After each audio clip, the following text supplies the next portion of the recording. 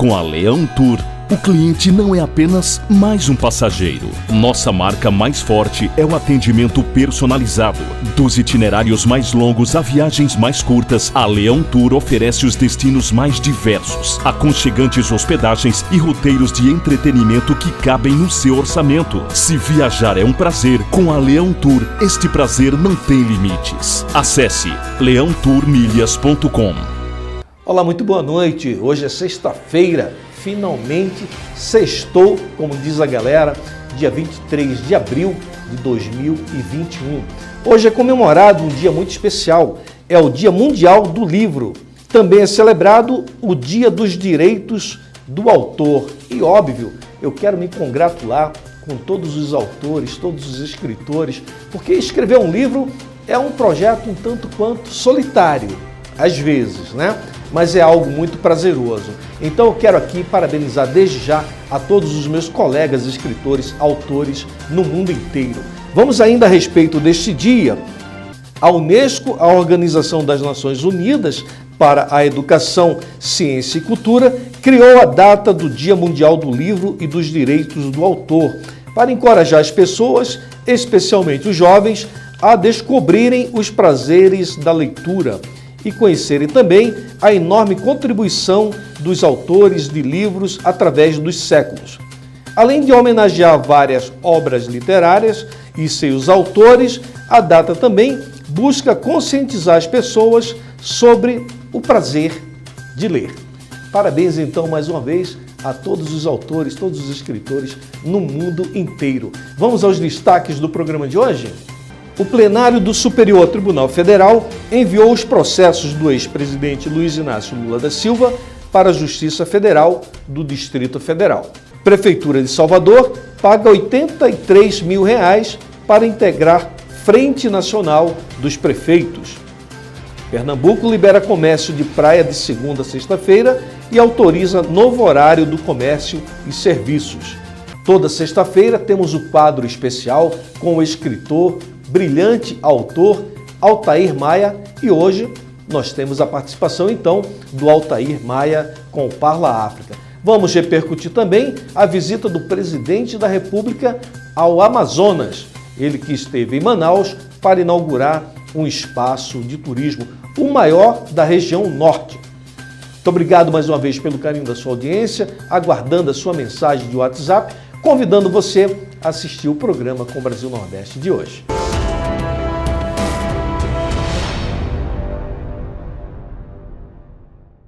Vamos começar então o nosso programa com um giro de notícias. Vamos chamar a nossa assistente de mídias sociais, Natânia Mello, que está em Pernambuco, e ela vai falar sobre a iniciativa do governador do Piauí que sanciona a lei que prevê auxílio financeiro para jovens e adultos analfabetos. Natânia Mello, muito boa noite. Boa noite, Sandro. Boa noite, Camila. E boa noite a você que está nos assistindo. O governador do Piauí, Wellington Dias, sancionou um projeto de lei para o pagamento de bolsas de estudos a pessoas acima de 18 anos que não saibam ler nem escrever. Na lei, não é estabelecido o valor da bolsa de estudo, mas o governo já havia anunciado que o auxílio financeiro será no valor de R$400. Ainda será publicada uma portaria especificando o valor, a forma de pagamento, a periodicidade e as condições para recebimento. O objetivo desta medida é reduzir a taxa de analfabetismo no estado. O pagamento da bolsa é uma medida para incentivar as pessoas que não sabem ler e escrever a procurar pela alfabetização. Segundo a Pesquisa Nacional por Amostra de Domicílios Contínua de 2018, o Piauí possui 421 mil analfabetos, 158 mil em Teresina. O governo pretende alfabetizar 200 mil piauienses em 24 meses. A Secretaria de Estado da Educação ficará responsável pela execução da lei, por meio do programa Pró-Alfabetização de Jovens e Adultos. Agora a Natânia vai falar sobre o aumento de número de denúncias anônimas no estado do Maranhão.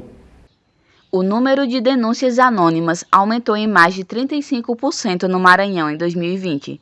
Segundo um levantamento divulgado pelo Serviço do Disque Denúncia da Secretaria de Segurança Pública do Estado. De acordo com a SSP, foram recebidas quase 12 mil denúncias de todo o estado. Isso representa uma média de aproximadamente 32 denúncias recebidas diariamente. Ainda de acordo com a SSP, a média de denúncias recebidas nos anos de 2017, 2018 e 2019 giraram em torno de 8.500. Já em 2020, houve um aumento de mais de 3.000 denúncias, tendo alcançado a marca de 11.873. Em 2021, apenas no primeiro trimestre, já foram registradas mais de 3.700 denúncias anônimas. Agora, em Aracaju, o prefeito sanciona a lei para a criação de auxílio que trata da remissão do IPTU. O prefeito de Aracaju, Edivaldo Nogueira, sancionou na manhã desta quinta-feira 22 uma lei para a criação do Auxílio Municipal Emergencial, que trata da remissão de débitos aos contribuintes do Imposto Predial Territorial Urbano. As medidas fazem parte do conjunto de ações estabelecidas no programa Cidade Solidária, que foi lançado pela Prefeitura com o objetivo de amparar a população, reduzindo os efeitos sociais e econômicos causados pela pandemia do novo coronavírus. A Prefeitura deixará de arrecadar 15 milhões de reais nos próximos meses, para ajudar tanto as empresas quanto as pessoas a enfrentarem esse momento. Mas era preciso adotar essas medidas para aliviar a situação dos que mais precisam. Além disso, também aplicaremos 3 milhões de reais em recursos próprios no auxílio emergencial, para ajudar as pessoas que estão vivendo com maior dificuldade, explicou Edivaldo. Obrigado, Natânia Mello. Daqui a pouco você volta com o giro dos governadores da região Nordeste. Vamos então até Salvador. Nossa colega assistente de mídias sociais, Rita Brandão, vai atualizar, porque Salvador completa 400 dias sem aulas presenciais. Olha, isso cria um transtorno terrível para os alunos, para as crianças em especial. Ficar em casa trancada, sem ter o contato com os amigos, sem ter o conteúdo. Bem, Rita Brandão vai detalhar. Boa noite, Camila. Boa noite, Sandro de Moura. Boa noite, todos os telespectadores do Com Brasil Nordeste. Salvador completou ontem, na quinta-feira, dia 22, 400 dias sem aulas presenciais. Desde o início da quarentena da Covid-19 na cidade, em março de 2020, que o ensino foi suspenso. Alunos da rede pública e privada de ensino têm tido aulas de forma remota. Um grupo de pais relembrou a data através de um perfil no Instagram com mais de 9.000 seguidores, o Volta às Aulas Salvador. Protesta contra a manutenção na medida de isolamento social. Na última semana, o prefeito Bruno Reis anunciou que as aulas devem retornar assim que for concluída a vacinação de professores com mais de 55 anos na capital. Agora a Rita traz um giro que não é tão legal assim. Uma ONG do México aponta que Feira de Santana, na Bahia, é a 9ª cidade mais perigosa do mundo. Será que tem fundamento esse estudo, hein, Rita? Uma pesquisa realizada pela ONG mexicana Conselho Cidadão para a Segurança Pública e Justiça Penal apontou Feira de Santana, no leste da Bahia, como a 9ª cidade mais perigosa do mundo. O levantamento abrange 50 municípios e também conta com a cidade de Salvador, que aparece na 28ª posição, e Vitória da Conquista na 20ª colocação. A pesquisa é baseada nas taxas de homicídio em cidades com mais de 300 mil habitantes. Já o índice é calculado por números de homicídios a cada 100 mil habitantes. A ONG realiza pesquisa há 13 anos e divulga os dados anualmente. Os dados apresentados são de 2020. Para fechar a participação da Rita no Giro de Notícias, a Prefeitura de Salvador pagou R$ 83 mil para integrar Frente Nacional de Prefeitos. Vamos ver o que é isso. A Prefeitura de Salvador informou ontem, quinta-feira, em publicação no Diário Oficial do município, que pagou 83 mil para que o município integrasse a Frente Nacional de Prefeitos, FNP. De acordo com a publicação, a assinatura do pagamento foi feita no último dia 13. O valor deve ser desembolsado anualmente. A principal motivação para o município integrar a FNP foi a compra de vacinas contra a Covid-19, doença causada pelo novo coronavírus. A frente idealizou o Consórcio Nacional de Vacina das cidades brasileiras. O prefeito da capital baiana, Bruno Reis, do DEM, sancionou dia 9 de março o projeto para a filiação à FNP, aprovado na Câmara de Salvador. No dia 22 do mesmo mês, o prefeito divulgou a entrada do município no consórcio de vacinas do grupo. Rita Brandão, para o Com Brasil Nordeste. Vamos chamar agora o nosso colega radialista, jornalista Marcelo Jorge, que está na bonita cidade de Garanhuns, e ele vai falar sobre as restrições que foram prorrogadas até o dia 9 de maio, sobre as medidas restritivas contra a Covid-19 em Pernambuco. O governador Paulo Câmara deu essa informação através das suas mídias sociais. Marcelo Jorge, boa noite. Olá, Sandro de Moura, Camila Castro, toda a equipe Com Brasil Nordeste aí em Brasília. Olha, em um pronunciamento feito ontem, o governador do estado de Pernambuco, Paulo Câmara, anunciou a prorrogação das medidas restritivas em todo o estado de Pernambuco. Ele afirmou que os números das últimas 3 semanas indicam uma estabilização de casos, internações e óbitos devido ao novo coronavírus, mas com percentuais ainda em alta. Por conta disso, o Comitê de Enfrentamento ao Covid-19 no estado decidiu, em uma reunião realizada no dia anterior, estender as atuais restrições até o próximo dia 9 de maio. Vamos assistir o que disse o governador Paulo Câmara.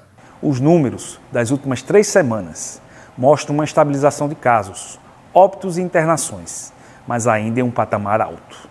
Nossa decisão sobre o novo plano de convivência com a Covid-19 é de manter as restrições atuais até o próximo dia 9 de maio, com apenas alguns ajustes pontuais. O primeiro é a autorização do comércio de praia, de segunda a sexta, das 9 às 16 horas, obedecendo os protocolos já conhecidos e mantendo a proibição nos fins de semana. O segundo ajuste é que nos finais de semana vamos alterar o funcionamento das atividades de maneira geral, até às 18 horas. Vamos analisar o comportamento da pandemia nessas próximas 2 semanas e voltaremos a avaliar novos ajustes para o período a partir de 10 de maio. Quero agradecer a todos que têm compreendido que as medidas restritivas e o esforço de abertura de leitos salvaram vidas em Pernambuco. A vacinação tem avançado, mas não na velocidade necessária. E por isso é nosso dever manter as atitudes preventivas. Evite aglomerações, higienize as mãos e sempre use máscara. Muito obrigado.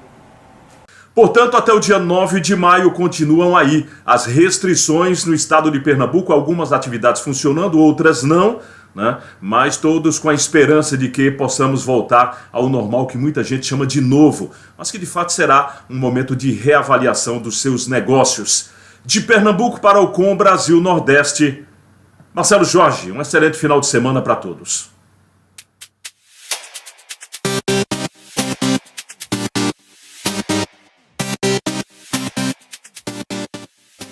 Obrigado, Marcelo Jorge. Está aí, né? Agora, é importante também a gente destacar o seguinte: qual o empreendedor, qual o comerciante, qual o lojista, qual o autônomo que consegue gerenciar o seu negócio, administrar o seu negócio, tendo a cada 15 dias mudança nas regras?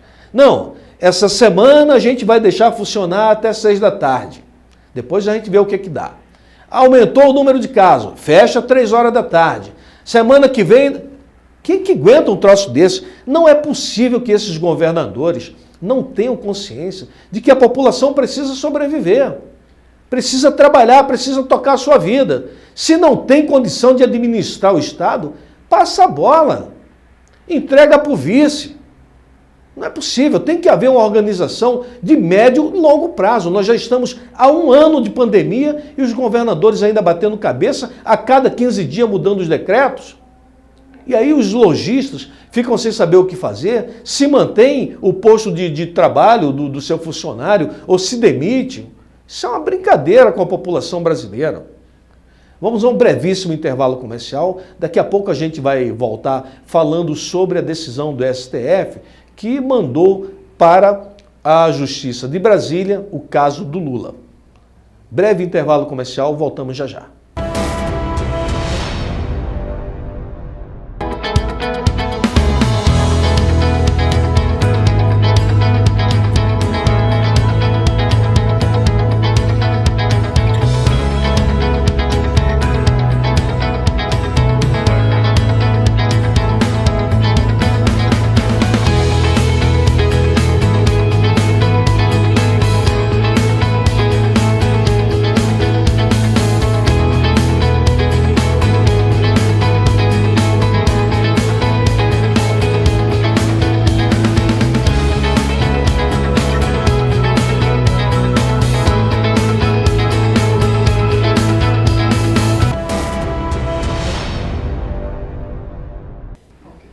Estamos de volta, agradecendo o carinho da sua audiência e aguardando ainda o seu WhatsApp. O telefone está na tela, nós queremos receber a sua mensagem, saber de onde que você está assistindo a nossa programação. Queremos abraçar você e abraçar também a sua cidade. Vamos chamar agora a Camila Castro. Ela vai falar sobre a decisão do plenário do Superior Tribunal Federal, que enviou os processos do ex-presidente Lula para a Justiça do Distrito Federal.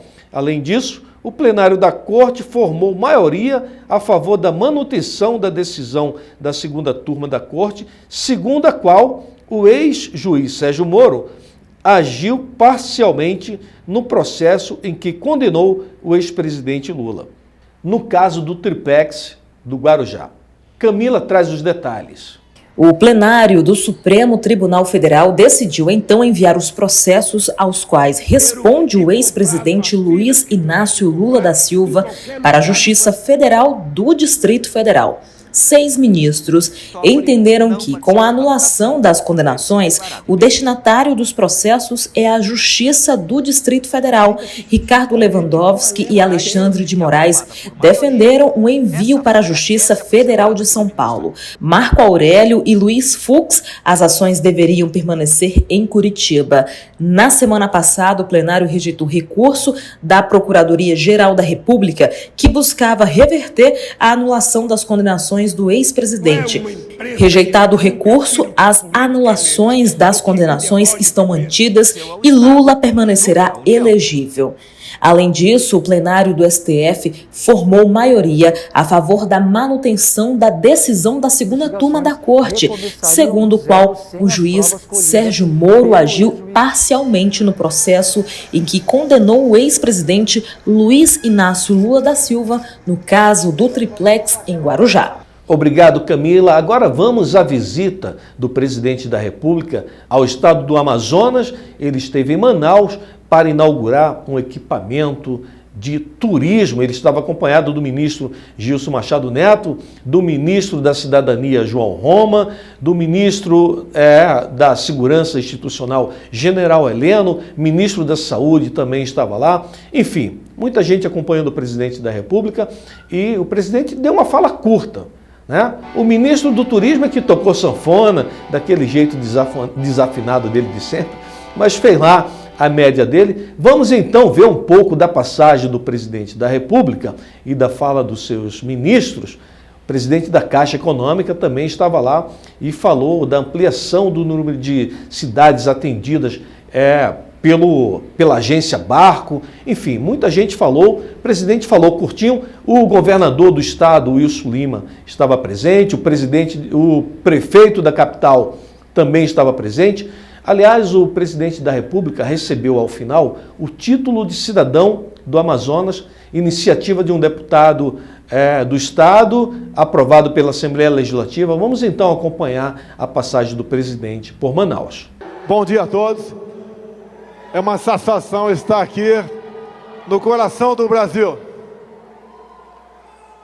Logicamente, esse título de iniciativa do deputado Pérez é muito bem-vindo. Estou muito orgulhoso do mesmo, até pelo momento que atravessa o Brasil e pelo momento em que passou o nosso Estado, numa situação onde ninguém esperava que fosse acontecer. Então esse título é um reconhecimento da grande maioria da Assembleia Legislativa, da parceria que tem o governo federal com o estado do Amazonas e com a cidade de Manaus. Muito obrigado, Pérez, Assembleia, essa população toda, a qual nós devemos lealdade absoluta. Lembro-me aqui dos ISO 2017, onde eu fui recebido no aeroporto dessa capital. Um dos eventos mais marcantes da minha vida. E com toda certeza, fez a diferença por ocasião das eleições de 2018. Prezado Silas, aqui eu agradeço a Deus pela minha vida. Agradeço a vocês, povo de Manaus, povo do Amazonas, pela confiança em mim depositada. Fizemos a diferença. o Brasil começou a sair das garras da nefasta esquerda brasileira.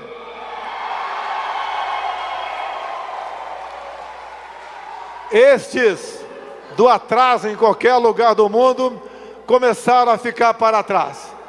Imaginem essa pandemia com Haddad presidente da República.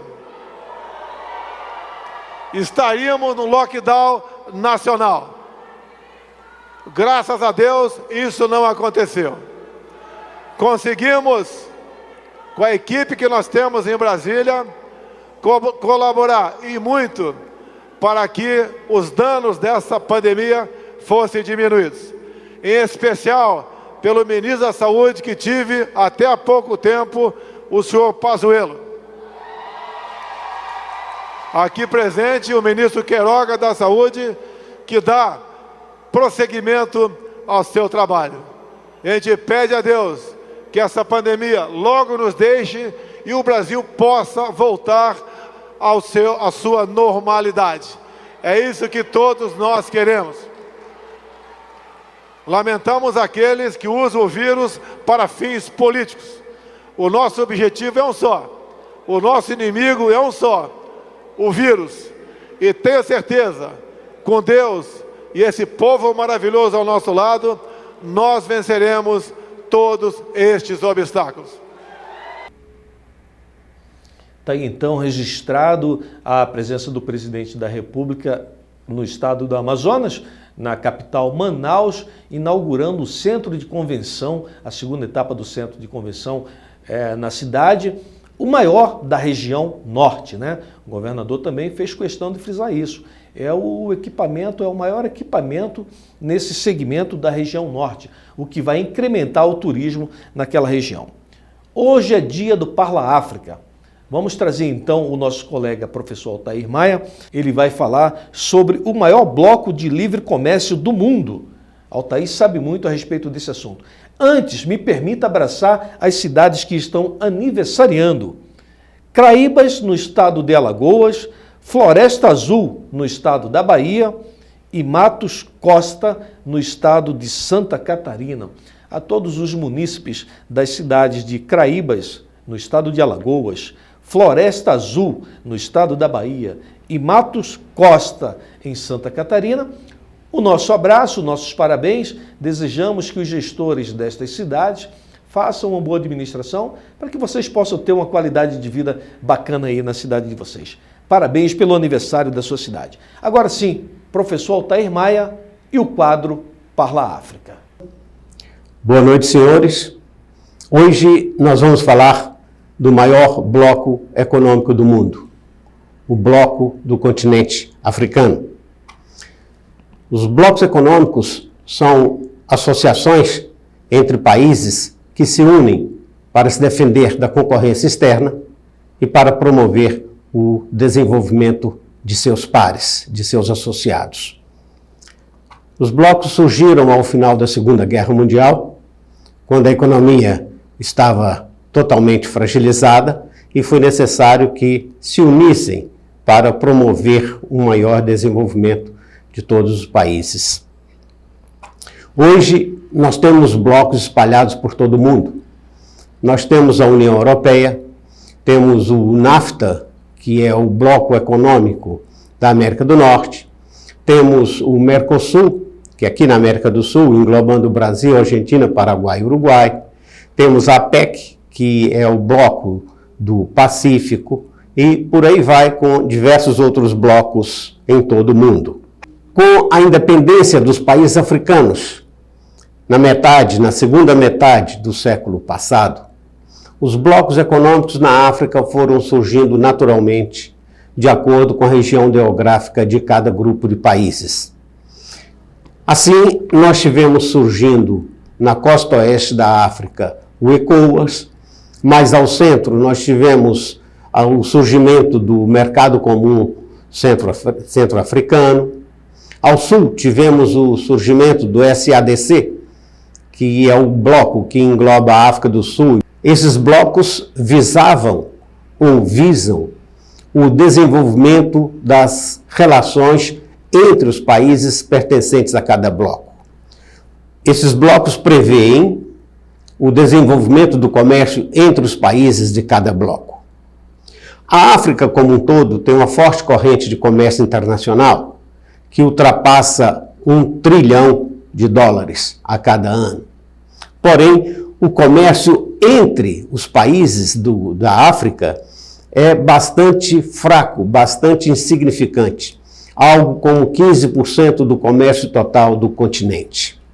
Esse pequeno comércio entre os países africanos se dá em função dos diversos acordos que foram firmados ao longo do tempo entre os governos da África e os governos dos países do primeiro mundo, principalmente da Europa, Estados Unidos e agora, mais recentemente, da China.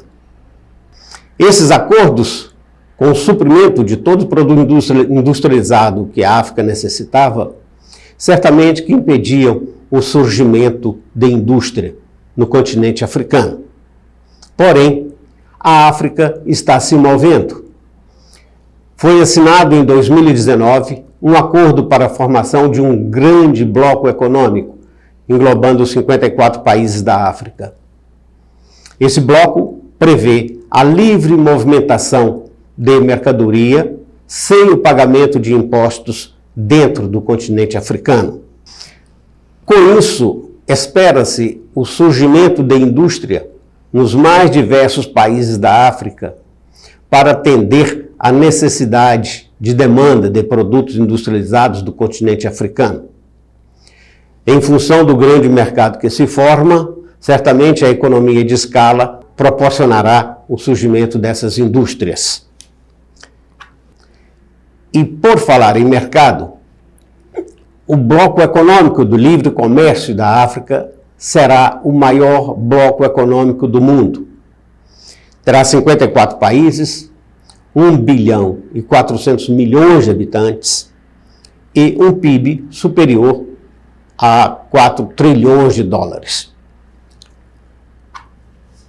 Se nós, brasileiros, quisermos estreitar relações econômicas com a África, esse é o momento, pois o continente africano é a próxima e última fronteira da humanidade.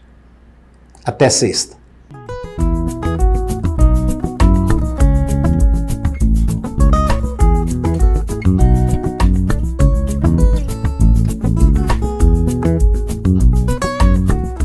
Obrigado, professor Altair. Vamos agora ao De Olho na Rede. Alguém postou algo nas mídias sociais que chamou a nossa atenção e nós queremos dividir com você aqui na tela da TV Com Brasil. Aliás, hoje nós vamos colocar um vídeo só, mas eu quero que você preste muito atenção à fala desse cidadão que vai fazer a propaganda da chegada de ambulância na cidade. Mas preste atenção no que ele vai dizer. De Olho na Rede. Para, se Deus ajudar a gente chegar aonde a gente quer, e dizer a vocês que essa ambulância chegou numa ótima oportunidade, que a gente vai, essa ambulância você vai trabalhar muito com ela, para carregar a gente afogado da barragem, se Deus quiser. Para tirar de lá e carregar, e desafogar e tudo, com a fé em Deus, e nós todos que estão aqui, que é para a gente...